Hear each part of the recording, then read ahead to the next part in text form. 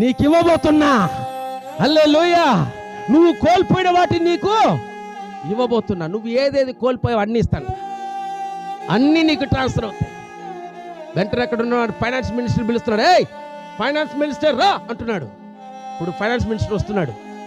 Finance minister, అయ్యా రాజా చెప్పండి అయ్యా, సౌలు యొక్క సమస్త ఆస్తుల్ని ఇప్పుడు ఎవరు వాటికి అంత కారకుడు, ఇప్పుడు వాటికి అన్నిటిని ఏలేవాడు ఎవరు?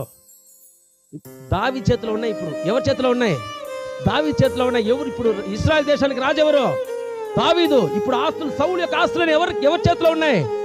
దావీదు చేతిలో ఉన్నాయి. ఇప్పుడు అదే దావీదు అంటున్నాడు, సౌలు యొక్క సమస్తమును ఏ టు జెడ్ ఒక్కడు కూడా మిస్ కాకూడదు, సమస్తం అంత పేర్లు రాయిరా, మెఫీబోషెత్ పేర్లు రాయిరా. నాకు ఆశ్చర్యం ఏంటి తెలుసా? 20 సంవత్సరాల వరకు మా నాడు అడుక్కు తింటున్నాడు. హల్లెలూయా. మా నాడు జీవితం ఏంటి? 20 సంవత్సరాల వరకు అడుక్కు తింటున్నాడు. పాపం టైం వస్తే చాలు, అయ్యా బాకీరు ఆకలేస్తుంది, ఏయ్ కొంటాడా పడుండ్రా, అంతలో ఆకలేస్తుంది నీకు, ఒంటి కూడా కాలేదు, అంతలో మీటింగ్ ముగించలేంటి? ఇప్పుడే వర్షం వల్ల లేటుగా ప్రారంభించాం, అంతలోపల వదలు ఉండు కొంచెం పాపం కుంటాడు. మళ్ళా మీలాగా పాపం, అయ్యా టైం అవుతుంది త్వరగా వదిలేసేయండి అయ్యా. మాకి సరే పాప అలా అడుక్కునేవాడు. అతనికంటూ అతని పేరులో అంగుళం కూడా లేదు, అంగుళం కూడా జానడు కూడా ఏమి లేదు, అతని పేరులో ఏమి లేదు, తనకంటూ ఆస్తి లేదు, తనకంటూ ఏమి లేదు. అవునా కాదా? అతనే అడుక్కు తింటున్నాడు పాపం. బానిసగా ఎండిన నేలలో లోదేపాలు అడుక్కుంటున్నాడయ్యా. అతని జీవిత వేదంతో ఉంది. అటువంటి వ్యక్తిని నా దేవుడు ఎక్కడికి తీసుకొచ్చాడు? యెరూషలేముకు తీసుకొని వచ్చి సౌలు యొక్క ఆస్తులన్నిటిని అతని పేరుకి ట్రాన్స్ఫర్ చేస్తున్నాడు.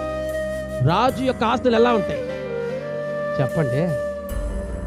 రాజు యొక్క ఆస్తులు ఎలా ఉంటాయి చెప్పండి అంటారే? రాజుకు ఆస్తులు తక్కువ ఉంటాయా? డబ్బు తక్కువ ఉంటుందా? నేలలు తక్కువ ఉంటాయా?